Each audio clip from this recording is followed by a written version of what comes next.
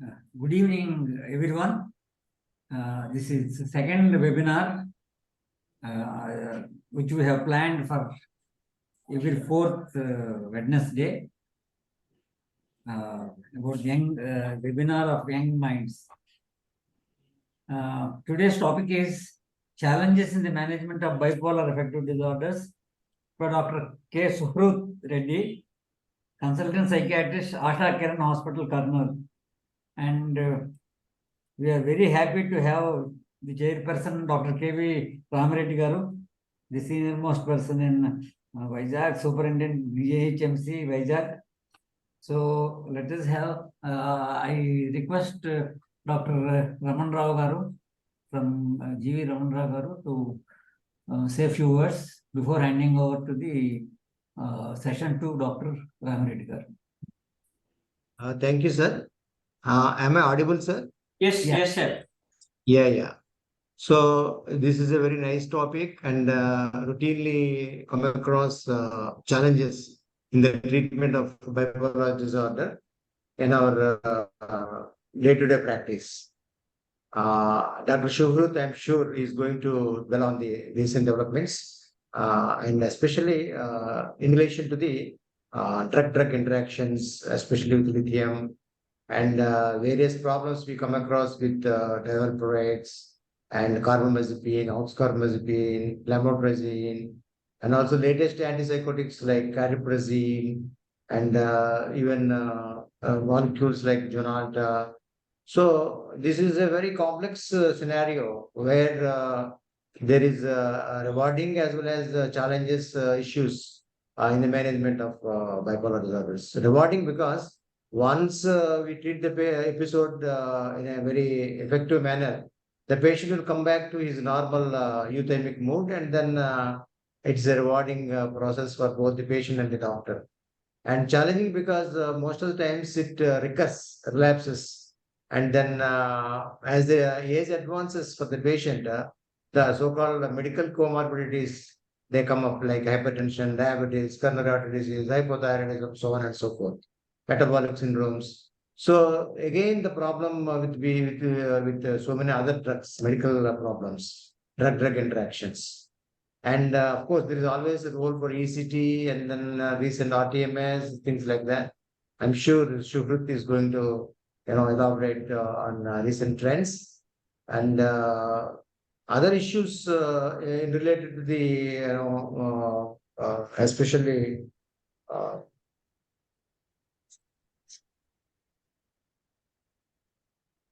older antipsychotics in the form of tardive dyskinesias, tardive dystonias, and also the long-acting antipsychotics which have come up of late, like paliperidone or aripiprazole, which is not available in India. But I'm sure he's going to throw some light on that. And with this, few remarks, I request Dr. Suhruth, who is the son of our good friend Dr. Reddy, the famous psychiatrist from Kurnool. I'm sure he's going to elaborate on this issue. Thank you very much. Sir, before Suhruth, we'll hand over the this session to chairperson. Yeah, please, sir. Please carry on. Good evening, everyone, and a warm welcome to all the participants in this webinar.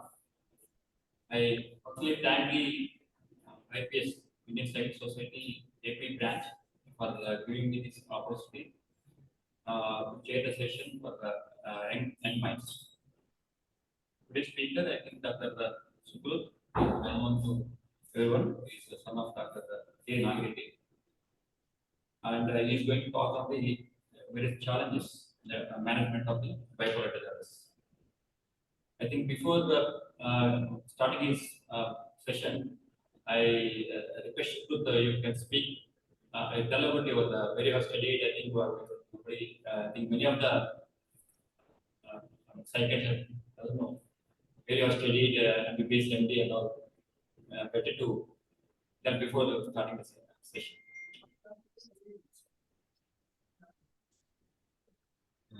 Shall I start the presentation, sir? Yeah, introduce yourself. Where you have complete MBBS and MD. What you are doing? Myself, Dr. K. Suhruth, sir, currently working as a consultant psychiatrist in ASHA Kiran Hospital, Kurnool. I have done my MBBS from Kurnool Medical College, Kurnool, sir. And I have done my PG MD Psychiatry from JSS Medical College under the guidance of Dr. T.S.S. Rao, sir, and Dr. Rajesh Raman, sir. So these are my qualifications, sir. Now I would like to start the topic. I'll be sharing the screen, sir.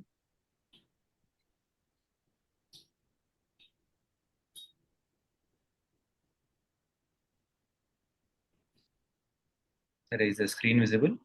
Yes, yes, Am I No. audible, sir? yes, perfect. I'll be starting the presentation. Right. Today we'll be discussing regarding challenges in management of bipolar disorder. So, what is the need for this topic? The lifetime prevalence of bipolar affective disorder is around 1%. It is one of the major causes of both morbidity as well as mortality. Treatment gap for bipolar affective disorders in India is as high as 70.4%. So, if left untreated, deleterious effects are bound to ensure. So, it's very important topic that we discuss. So I would like to discuss a few points because it's a very huge topic. I would like to touch on a few points which I felt interesting. One is challenges in arriving at diagnosis, initiation of medications, bipolar depression, maintenance treatment challenges, what is the role of gender in management, managing comorbid conditions, managing cognitive deficits, and avoiding treatment resistance, and finally conclusion. So what are the major challenges in arriving at diagnosis? The first and foremost is presentation of depressive episode as the first episode. Almost 85% of the times, the first episode is a depressive episode, which may lead to delay in diagnosis. Multiple depressive episodes may occur before even a manic episode has properly manifests. So it is always essential that we look out for hypomanic episodes in between these depressive episodes. There is a misdiagnosis of the illness as recurrent unipolar depression in 60% of the patients, which later turns out to be a bipolar depression case. The mean gap between onset of the illness and diagnosis is as high as 5 to 10 years. Even in patients with a single episode of depression, in the 11-year rate of conversion to bipolar disorders is as high as 9%. So, proper history in identifying hypomanic episodes, presence of any agitation or atypical symptoms of depression, early onset of depression, family history of any mood disorders, substance use disorders, where there is a poor response or no response to antidepressants should raise our doubts in making a diagnosis of depressive disorder, and we have to think about bipolar. The second issue comes with first episodes. Most of the first episodes masquerading as psychotic episodes or only plain psychosis. So it predominantly psychotic symptoms will be present. Most of the treatment will be with antipsychotics alone. In a year or two, the patient may come back with full-blown mania.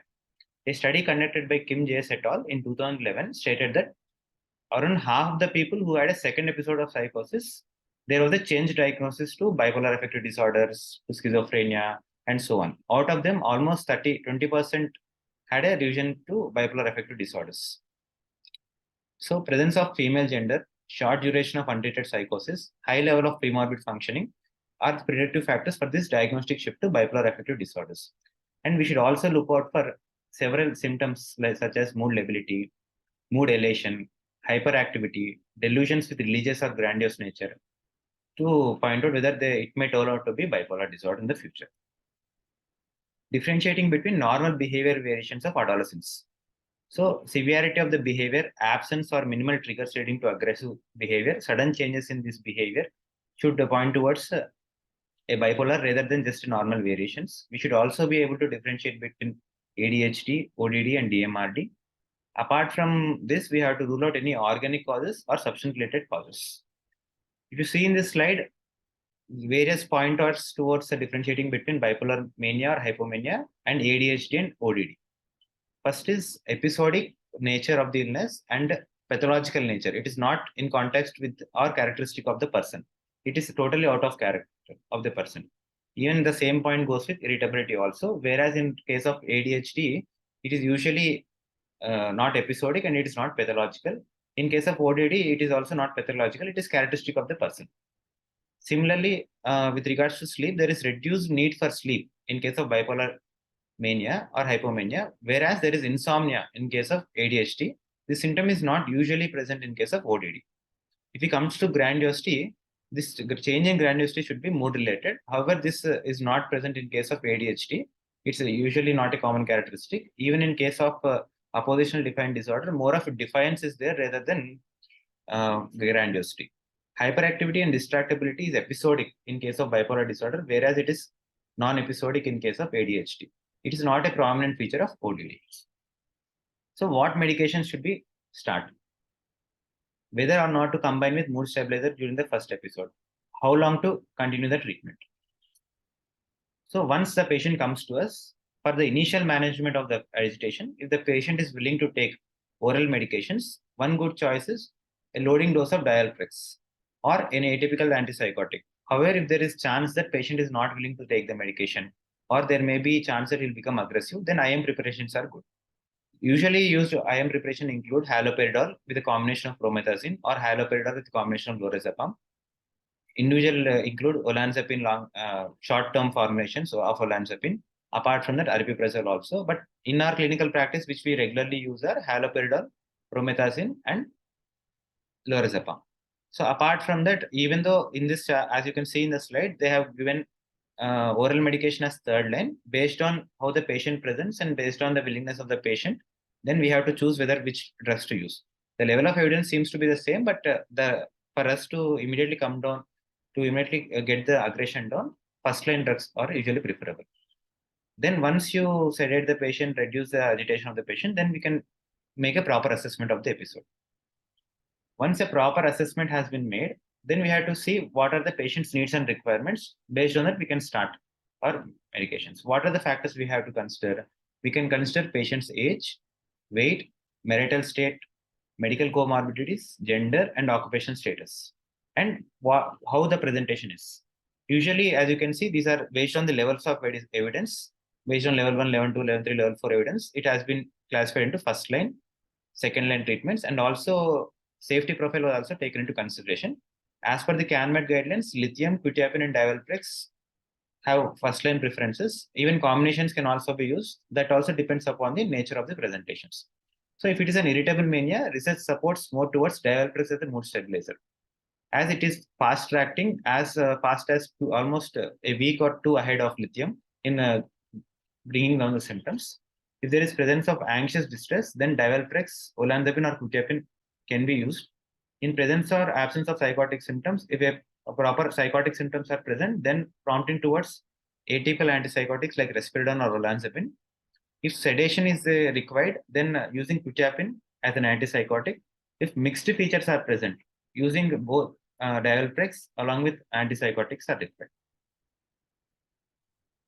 So third line agents include carbamazepine, oxcarbamazepine, clozapine, haloperidol. The reason, as you can see, the third line is not because of the lack of evidence. It is more pertaining to the safety profile of the drug and also of the possible side effect profile. Tamoxifen has been downgraded to third choice, not due to its lack of evidence, but due to its risk for uterine cancer. However, its metabolite, endoxifen, is showing promise, which we'll be discussing in the coming slides. Drugs which are not at all recommended for first acute episode management are topiramate, lamotrigine, and eslicarbamazepine. So to summarize, severity of the symptoms, presence of mixed features, presence of active suicidal ideations warrant an addition of mood stabilizer during the first episodes. So once you stabilize the patient, how long we should continue the treatment? A meta-analysis was conducted by Gignac et al. In year 2015, where they have taken around 8 studies comprising 734 first episode patients out of 712 screened articles. So what they have found was the recurrence rate during the first 6 months was 25%, during the first year was 40%, and during the 4-year period was around 60%.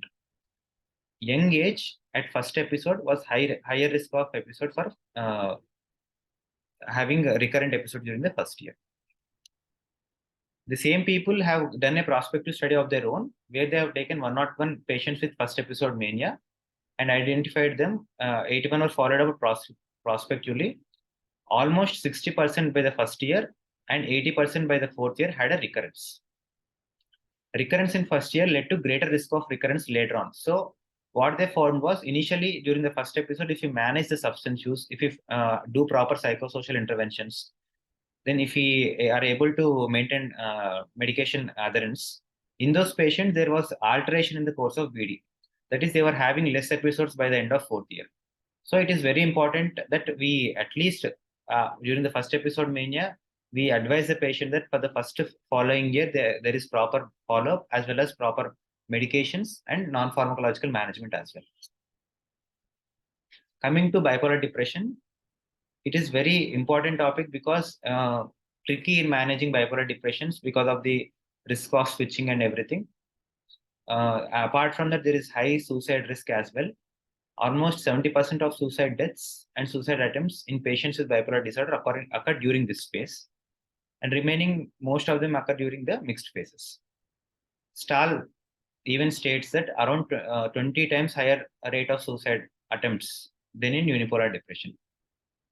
If left untreated, cognitive and functional impairment can occur during this period. So treating bipolar depression is very much important in preventing cognitive impairment and also functional impairment. Psychosocial interventions like CBT and IPS have good evidence, but pharmacotherapy is the first line of treatment.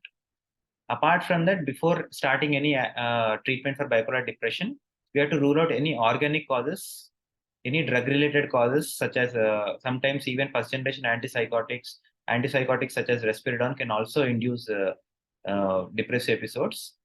Apart from that, any substance-related causes should be ruled out before we make a diagnosis of bipolar depression in bipolar patients. So, how do we manage? First line is always an atypical antipsychotic, both in management of acute state of depression and also in preventing of future episodes. A dose of around 300 mg is useful. Studies have been done to test whether higher doses are beneficial, but 300 mg, 600 mg, there is not much difference. In case of bipolar depression, 300 mg is sufficient. Lithium, again with 1.2 milliequivalents of serum levels, that is good serum levels to prevent or to help during a bipolar depressive episodes. Lamotrigine dose of 200 milligram per day is also essential. Let's say if the patient is already on lithium and then he develops depressive episodes, then we have to see the serum lithium levels. Then we have to try to add a lamotrigine, lurasidone, or quetiapine in that order. If our main point of adding lithium in the first place was to stabilize manic episode, then lithium should not be removed. But if our intention was only to remove only to cure the bipolar depressive episode, in that cases we can switch to monotherapy with quetiapine or lurasidone. Second line, if you come to see, divalproex and SSRI combinations have been made as a second line. Initially, during the previous 2012-2013 guidelines, it was made as first choice. The reason for shift to the second choice is not because of the switch, but more because of the lack of proper trials that show efficacy of SSRIs in maintaining or preventing bipolar depressive episodes. So always, if you want to add an SSRI, then we have to add it under the cover of mood stabilizers like lithium or divalproex. For rapid response, quetiapine, olanzapine fluoxetine combination, cariprazine, and ECTs have been beneficial. Lamotrigine, because of its nature to increase the dose slowly, because we have to not use it in case of if you want any rapid response. If there is previous response to adjuvant antidepressants, and if there is no switch episodes while using antidepressants, then they should be preferred over our choices. If there is mixed features, then olanzapine fluoxetine combination and lurasidone are beneficial. In case of rapid cycling, it is always beneficial to avoid any antidepressants and properly maintain them on mood stabilizers, and atypical antipsychotics should be preferred. So these are the third line drugs and third line drugs which are recommended. They include adjuvant aripiprazole, not individual, carbamazepine, and even ketamine adjuvant IV infusion. In case of bipolar depression, it is beneficial, especially if suicidal ideations are involved. However, antidepressant monotherapy alone or aripiprazole alone is not useful. So once we have started the patient, let's say, on antidepressants because it was required. So how long should we continue the antidepressant? Should we stop them or should we continue them? A study was done by Yatham et al. In 2023, where they tested the efficacy whether continuing antidepressants was beneficial or not.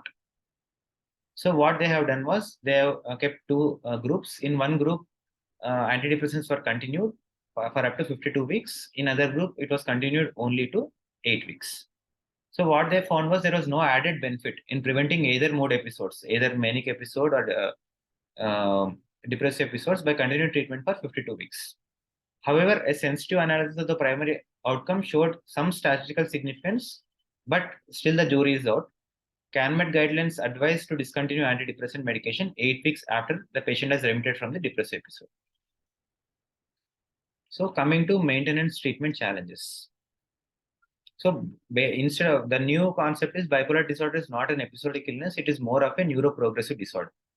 Because of this neuroprogressive deterioration, there is reduction in both brain gray matter as well as white matter volumes. There is also worsening of cognitive impairment. There is also worsening of cognitive functioning. So it is always important that we have to make sure that recurrent episodes don't occur. If they go on occurring, there will be decrease in intra-episodic recovery and also the functioning will be impaired. Each episode will be more severe than the previous one, and even the relapse will be severe. There is reduced rate of treatment response to both pharmacotherapy and psychotherapy if maintenance treatment is not maintained.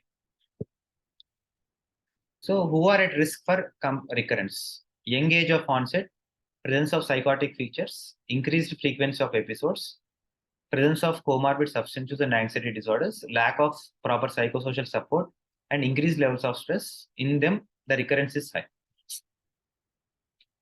Treatment adherence, patients who have poor treatment adherence, even the recurrence will happen. So in order to have proper maintenance phase, ensuring the treatment adherence is happening is important. Concordance should be there between doctor and patient regarding the illness, and also treatment is a major factor determining the adherence. We have to identify plethora of factors for poor adherence. These may include, apart from the normally checked ones, dosing times, whether we are whether the patient is able to take medications during the time which we prescribe, whether the patient feels that number of medications are there, whether the patient is comfortable with only taking medication at the night, what is the side effect profile of the medications, whether there is any comorbid substance that is preventing the proper adherence of medications, what is the patient's underlying premorbid personality, what is the patient's understanding of the illness. All of this play a very important role in maintaining treatment adherence. And psychoeducation should be offered to all the patients regardless of the number of episodes. CBT, family focused therapy, IPS RT, and peer support can be very beneficial, especially depending on patient's needs and strengths. On average, if psychosocial treatments are ensured, then it can reduce the recurrent rates by almost 15%. So what is a good drug for maintaining adherence? Or medications that have been found to be very much effective in acute phase should be continued during the maintenance phase as well. We have to always make sure that we have discontinue antidepressants during the maintenance phase. One rule against this is if the antidepressants are very much essential for maintaining mood stability, and if there is no switch with those antidepressants, then we have to continue them. Otherwise, better to discontinue antidepressants.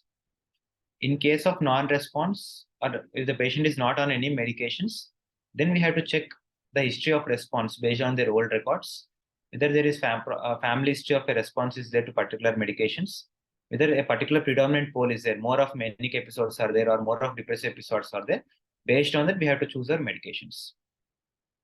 So as you can see from the slide, the first line include lithium, quetiapine, and olanzapine are also the first line. Olanzapine fluoxetine combinations are the third line drugs.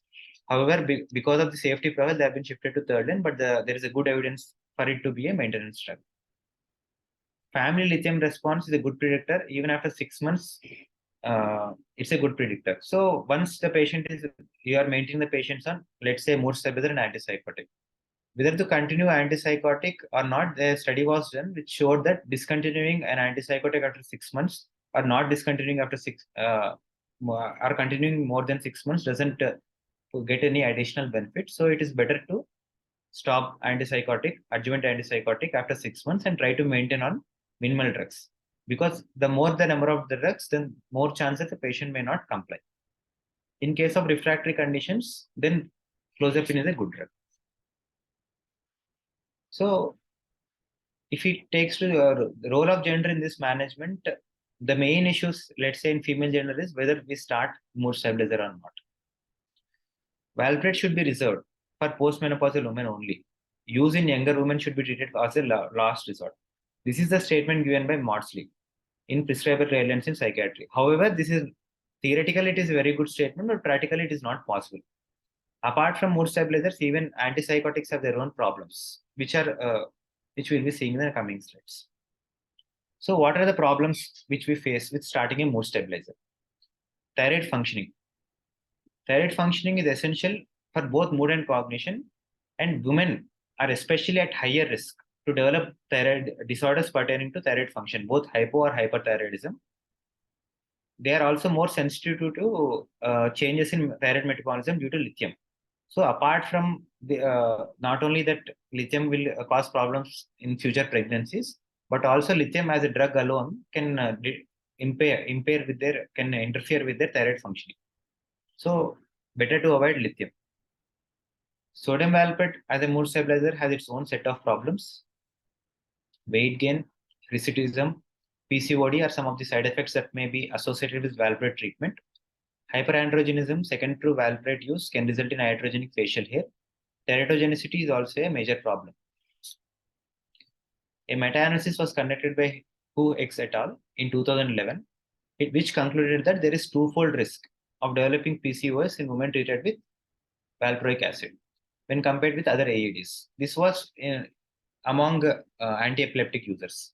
However, a study was conducted in 2015 by Kumar PNS and Rajmohan V, which concluded that there is increased instance of PCOS in using any mood stabilizer, not only valproate. Only drug which has some exemption is lamotrigine. Only AED which has exemption is. Keeping this in mind, the fact that bipolar affective disorder alone can disturb HPG axis, careful consideration must be taken before we start valproate. Excuse me.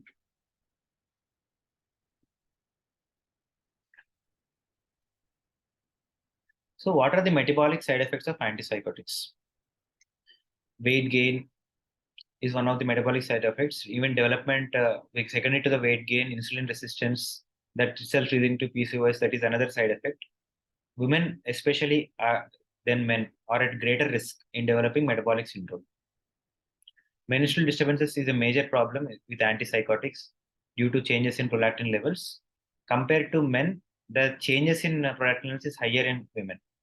So it is also, apart from that, weight gain is a major problem. We have to choose an antipsychotic with low weight gain. As you can see in the slides, the drugs with lowest weight gain include amisulpride, aripiprazole, Chairperson, which we use in our regular practice, and lurasidone. However, amisulpride itself can cause menstrual disturbances and also lactation. That is a major issue. So switching to or combining with aripiprazole has been proven to be beneficial without any high risk of relapse. Lurasidone, ziprasidone, or some other choices when we want to give medications with low weight gain and also with low metabolic side effects. Lifestyle interventions are very much essential. A regular exercise, diet modifications are important. Trying to add metformin at a dose of 500 to 200 milligrams per day is also beneficial in case of PCOS, and also individual also it has been known to reduce weight. Apart from that, reboxetine, which is a selective norepinephrine intake inhibitor, at doses of 4 milligram to 8 milligram, can help in reducing olanzapine-induced weight gain. However, we have to be careful in not causing a switch in case of bipolar disorders. Liraglutide via subcutaneous injections has good. One RCT showed weight loss especially in overweight pre-diabetic patients who were on olanzapine or clozapine. Topiramate, Orlistat, or some other pharmacotherapies which are being used. However, if Orlistat only works if there is proper diet management. In case of pregnant and breastfeeding women, during the first trimester, it is always important to avoid psychotropics. However, 85% of the pregnant women with bipolar disorders, when they were discontinued, when mood stabilizer was discontinued, there was 37% of chance that they would 85% of the patients who were pregnant during the first trimester, there was relapse of episode. So continuing or not continuing the episode depends upon the stability of the mood at that time. Apart from that, whether explaining the risk to the patients before discontinuing the medications is very much essential. Apart from that, anomaly scan at 5th month is very much essential to rule out any teratogenic effects. Adjusting medication doses in 3rd trimester owing to the changes during the pregnancy, 3rd trimester pregnancy is needed. Always documenting your decisions before moving forward is essential. So, in a nutshell, with regards to antidepressants, SSRIs are safer when compared to other antidepressants. Sertraline is preferred due to its least placental exposure. Among other classes, duloxetine, nortriptyline are relatively safer. Olanzapine and quetiapine among antipsychotics have lowest concentration in breast milk. They're beneficial during pregnancy also. However, with regards to quetiapine, there is a chance of premature birth, which should be taken into consideration. Folate, while starting mood stabilizers, always in case of women who are of childbearing age, starting folate is essential to prevent any neural tube defects in the future. However, we have to, and also we have to keep in mind that adding folate during the initial 2 weeks before the patient was found to be pregnant is important rather than adding it after once we find it. If there is no use of adding folate after the diagnosis of a pregnancy, it is more useful during the first few weeks before the pregnancy. Managing comorbid conditions. In almost most of the patients, we can find one or the other concurrent psychiatric illness. Most common psychiatric disorders are anxiety disorders, followed by behavioral disorders and substance use disorders. The lifetime prevalence of substance use abuse in bipolar disorders is as high as 50%. Personality disorders can also occur in about 50% of the patients. In pediatric age group, almost we have to keep ADHD in mind. So even medical conditions are it is a double-edged sword. In patients with mood disorders, there is high prevalence of metabolic disorders, and patients with metabolic disorders, there is high prevalence of mood disorders. We have to always make sure that thyroid dysfunction, whether it is a iatrogenic cause or because of the or the other way around, thyroid dysfunction causing mania and depression, we have to keep in mind before making a diagnosis. Infectious diseases like HIV and hepatitis C and the treatment regimens can also complicate the management. So we have to make sure those are properly treated before going into management. With regards to alcohol use disorders, medications which have been shown to be effective is in reducing the, let's say, the alcohol consumption itself is divalproex along with lithium. However, both are very problematic with regards to alcohol use. Reason being, lithium can itself cause electrolyte imbalance, and alcohol use itself can, without proper nutrition, without proper food intake, can cause electrolyte imbalance. Divalproex itself can cause liver dysfunction. Apart from that, alcohol itself can cause liver dysfunction. Even though theoretically it is a good combination, practically there are lots of problems. Apart from that, olanzapine and aripiprazole also helps in reducing craving in hospital settings. Acamprosate usage may reduce the severity of a depressive mood state and also help in consumption of alcohol. So both as an anti-craving agent and as well as in regards to improving the patient's mood state, it is beneficial. With regards to anxiety disorders, it is always better to add quetiapine in alleviating the symptoms of anxiety, as it has anxiolytic effect at low to moderate doses. Olanzapine fluoxetine combination are also beneficial, especially if you want to combine with lithium. Lorazepam and clonazepam are two benzodiazepines which do not interfere with mood stability, so they can be useful in bringing down anxiety if other drugs cannot be used. Pregabalin, gabapentin are also very much effective in controlling anxiety. Coming to OCD with bipolar depression, it is a very tricky problem because most of the first line treatment for OCD is giving SSRIs. most of the SSRIs and other atypical other antidepressants destabilize the mood. The reason for OCD and BPD coexisting, one hypothesis is that there is hypodopaminergic state in prefrontal cortex and nucleus accumbens during the bipolar episodes, which can lead to ritualistic behavior, which appear as OCD symptoms. So that is one thing. Majority of the patients with OCD symptoms stabilize with the stabilization of the mood. So using mood stabilizers along with atypical antipsychotics such as dialprix and risperidone, studies have shown to be beneficial. If you want to add SSRIs, then it should always be done under cover of antimanic agents, and using drugs with lowest level of switch, such as fluoxetine, is beneficial. In case of ADHD, we have to always target the mood first before treating the ADHD. Once you have stabilized the mood, then try to manage the patient on methylphenidate, however, under the cover of mood stabilizer only. So the major problem which we are facing in 21st century is managing the cognitive deficits of the patient. Because more and more the technology is challenging us to use our cognition.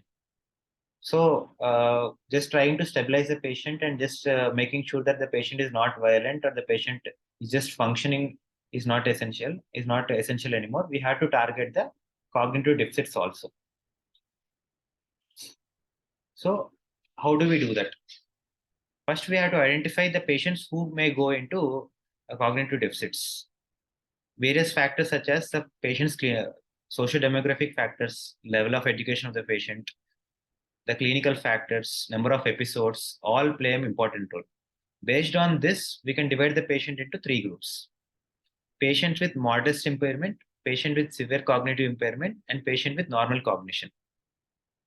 So once we have characterized the patient, then we have to see whether our medications which we are trying to give itself are causing the diminished cognition. Most of the antipsychotics have this problem, and even mood stabilizers such as lithium can result in both reduction of processing speed and also memory. Barring lamotrigine, most of the anticonvulsant mood stabilizers have negative effect on cognition. So how do we go about it? First step is once the patient has been diagnosed with bipolar disorder, we should always focus on enhancing the cognitive reserve of the patient by certain lifestyle changes, such as reading books, learning a new skill, Sudoku, or some of the ways to enhance cognitive reserve of the patients. And even physical exercise also enhances this reserve. And using effective pharmacotherapy, such as using pro-cognitive benefits, drugs which have pro-cognitive benefits, such as cariprazine, lurasidone, in maintaining episodes is very much essential. Lithium is a very good drug in preventing cognitive deficits, but also many studies also say that it will cause cognitive problems. The reason being that lithium is very much beneficial in preventing the number of episodes. So if you are able to control the number of episodes, we are able to prevent the damage caused by various inflammatory cytokines. Thus, and also it has BDNF promoting properties which tend to be neuroprotective for the neurons, as well as there is a chance of increasing dendritic density. In that way, it is beneficial with regards to cognition. However, lithium as a drug alone can cause cognitive deficits. Drugs which have been tried in preventing cognitive deficits are mifepristone. There is improvement in both spatial memory, working memory, and also verbal fluency with regards to mifepristone. Other drugs which are beneficial are extract of Withania somnifera and N-acetylcysteine. These are some of the drugs which showed benefits with regards to adding drugs apart from the normal medication which we use. However, donepezil, galantamine did not show much benefits. And cognitive remediation, functional remediation, and computer-based cognitive remediation have been showing tremendous results in the recent years. An RCT was also done recently in the year 2016, which proved the efficacy of functional remediation. Deep TMS also showed improvement in working memory and also psychomotor speed in depressive bipolar patients. However, whether this is secondary to improvement of mood or secondary to independent of the mood improvement is still unknown. TDS is another venue that is being explored, but very few case studies are there, but proper RCTs need to be done in order to see the efficacy of this. So how do we avoid treatment resistance? The topics which we discussed in the earlier slide, those are all our way to prevent treatment resistance. Early diagnosis and treatment, addressing premorbid personality of the patient, addressing subsyndromal depressive and anxiety symptoms, managing cognitive deficits and comorbidities, maintaining treatment adherence using both pharmacological and psychological means. These all help us in preventing treatment adherence and also in altering the course of bipolar disorder. So if, let's say, in spite of all these treatments, if there is we got a treatment resistance, then clozapine is a good drug because it is known to reduce hospital admissions, both prevents suicidal attempts, decreases the use of concomitant medications, and also it has a positive effect on the neuroplasticity, which helps with regards to cognitive deficits. It also leads to epigenetic changes, which are prone to cause clinical effects, and also beneficial in controlling comorbid substance use. And newer drugs have also come into market, which are very much beneficial with regards to cognitive deficits. One such molecule is Chairperson, which is a novel antipsychotic with atypical receptor action. Main reason being its T3 action in the prefrontal cortex region, which results in improved cognition and mood. Apart from that, it has antidepressant effect as well in 5HT with its antagonistic action at 5HT2B and partial agonistic action at 5HT1A. Thus causing both antidepressant effect as well as improving the cognition of the patient. Newer drug endoxifen, it is an active metabolite of tamoxifen. As we discussed earlier, it has less chances of causing uterine cancer, inhibits PKC activity, thus promoting mood stabilization. Most of the mood stabilizers which we know act in the same way. Because of its direct action at PKC, it is known to have rapid action as fast as 3 days. It's currently being used in India. It's approved for the use of acute mania in India. It has better side effect profile compared to most existing mood stabilizers. So its future use may give us an insight into preventing most of the, let's say, especially in women, preventing most of the metabolic side effects, most of the PCOD, weight gain related side effects, and also problems with regards to pregnancy. Maybe this can be a way in the forward.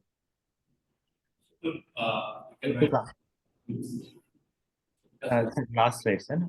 So to conclude, first year following remission is crucial in determining the course of BPID. Limiting the number and severity of episodes is always the goal. Involving patient in decision-making process and keeping gender differences in view is important. Encouraging the use of new molecules is good, but always optimizing the existing ones is necessary. Aiming for maintenance of patient's functionality both personally and professionally is important in both maintaining treatment adherence and also improving the quality of patient. Thank you. These are my references. Okay, thank you, Suhruth. Now I request the members to ask any clarifications, any contributions.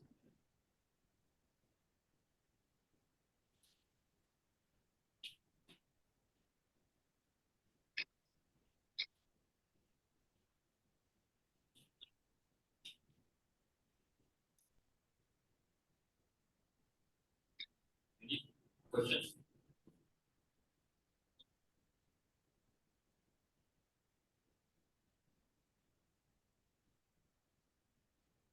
One question from my side. Suhruth, you're saying increased hair growth with sodium valproate.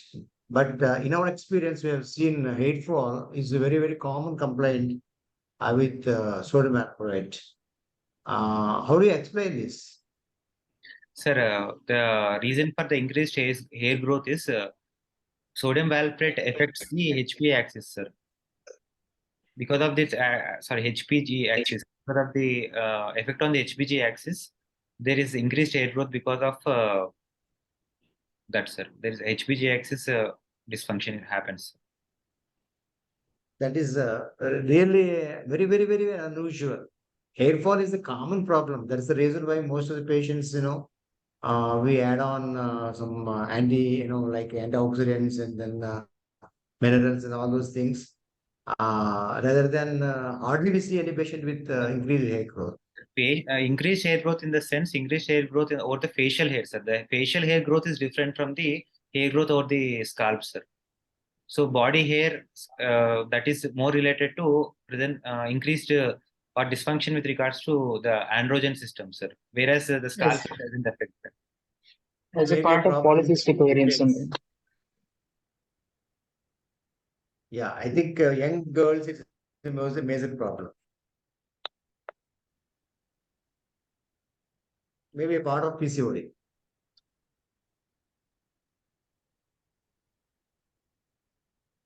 The other person. Dr. Chaitanya. Sir, good evening, sir. Yes. I'm Dr. Chaitanya from Kurnool. Suhruth, very nice presentation. Hello, Suhruth. Sir, yes, sir. I would like to hear from you the challenges we see when we give a patient multiple drugs. Like most of the mood stabilizers we give have drug-to-drug interactions.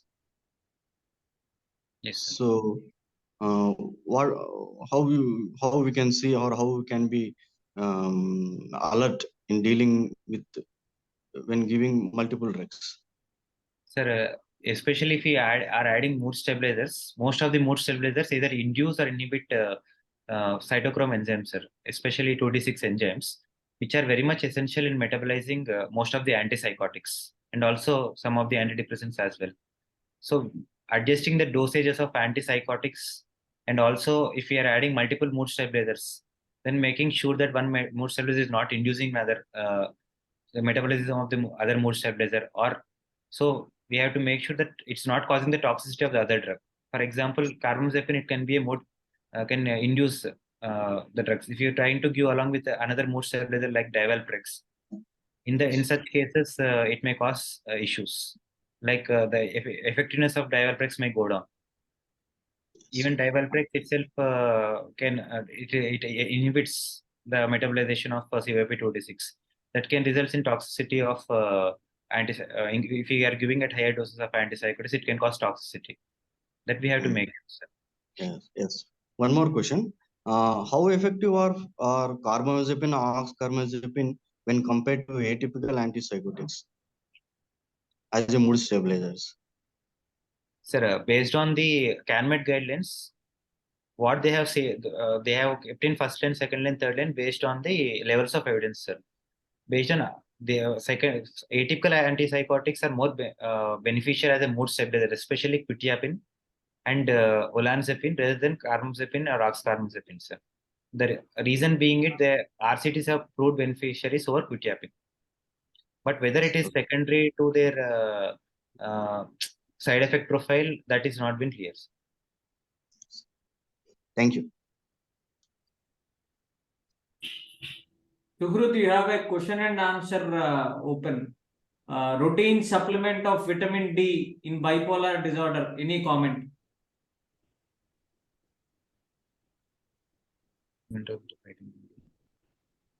Routine supplement of vitamin D. Sir, with regards to vitamin D, I have not gone through any studies, sir, but folic acid supplementation, as I discussed before, is beneficial. Vitamin D, I don't have much idea about, sir.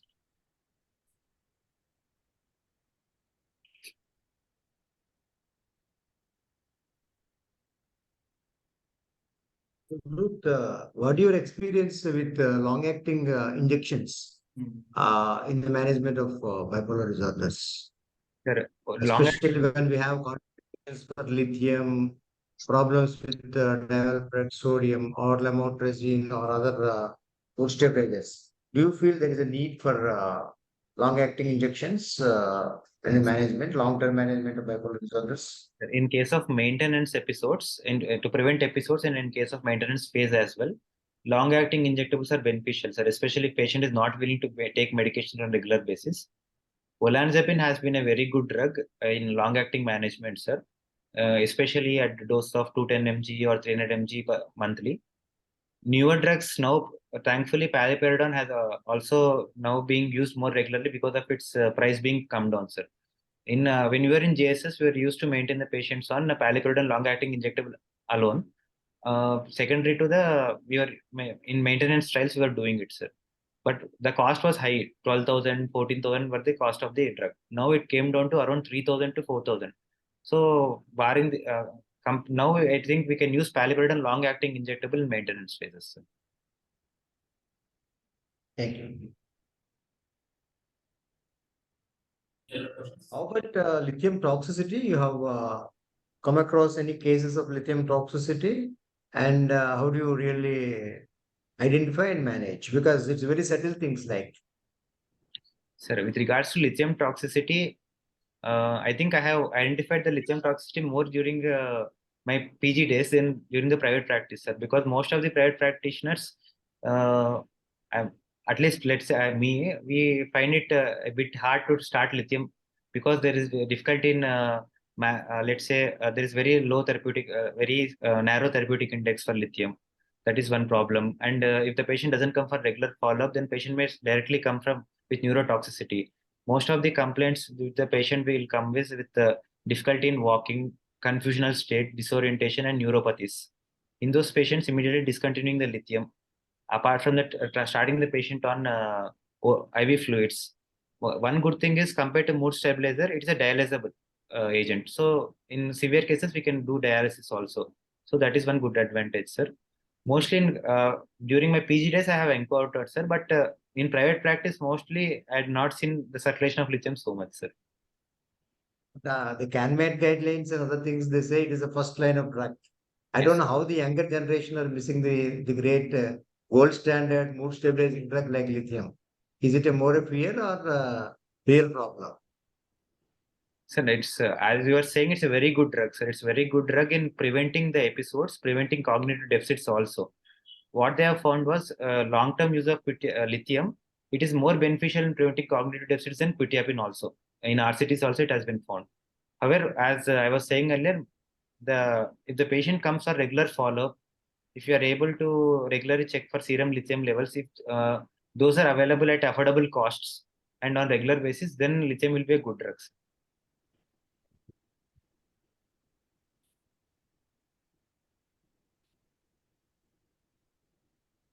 Any other questions? No more questions. We conclude చేసి Chairperson.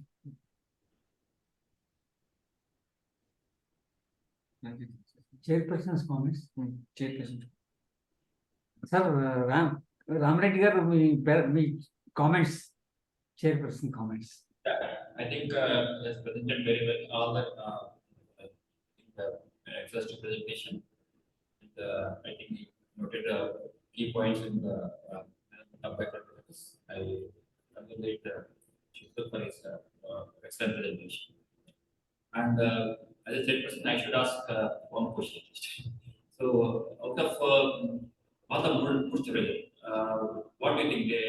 Carbamazepine is there, oxcarbazepine is there? Which is safe mood stabilizer?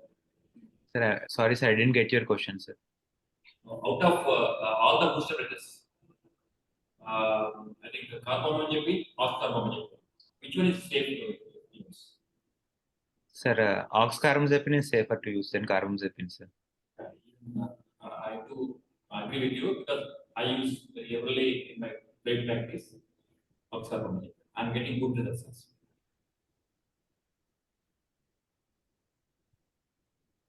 Anything else? If anything is relevant. If there are no questions, if there are no comments, any comments from other senior people like Lokeshwar Reddy and other people? Helper. Okay. You can ask some question. My student. Then Suhruth, congratulations. Very nice presentation, comprehensive. And we have another young speaker who is grooming to a big man. So with this, I request Ranjit to say a vote of thanks. I would like to give the word of thanks. First of all, I would like to thank Dr. G.V. Raman Rao Garu and Dr. Vishal Endla the CME committee for starting out this program. I would like to thank Dr. K.V. Rami Reddy Garu, the chairperson of this session. I would like to thank Dr. K. Suhruth Reddy for his excellent presentation. It had a lot of important materials. It would be very good even for the postgraduate students if they take this PowerPoint. I would like to also thank the participants for their active participation. I would like to thank Crescent Partner for their sponsorship. I would like to thank Dr. Ivy Narasimharao Garu and Dr. I. Sharat Chandra Garu for this wonderful brainchild of theirs and encouraging all the young speakers. Thank you, everyone. We will meet again on 4th Wednesday, Next September next month. Thank you. Thank you very much. Good night. Thank you. Good night, sir. Thank you, sir. Thank you, sir.